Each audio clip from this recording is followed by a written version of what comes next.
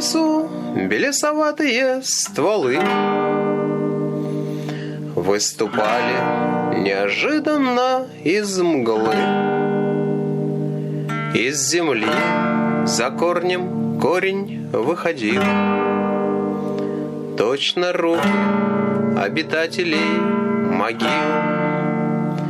Под покровом ярко-огненной листвы великаны жили, карлики и львы, и следы в песке видали рыбаки шестипалой человеческой руки.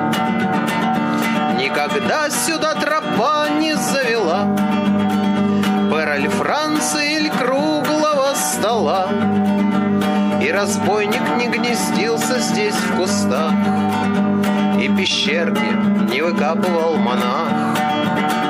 Только раз отсюда в вечер грозовой вышла женщина с кошачьей головой, но в короне из литого серебра, и вздыхала, и стонала до утра, и скончалась тихой смертью на заре, перед тем, как дал причастие ей Кюре. Это было в те года, от которых не осталось и следа.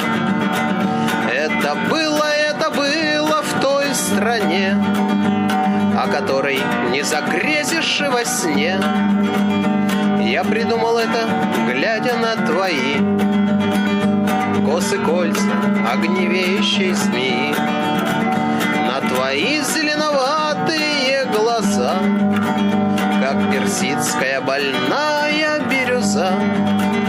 Может быть, тот лес — душа твоя, может быть, тот лес — любовь моя. Или, может быть, когда умрем, мы в тот лес направимся вдвоем.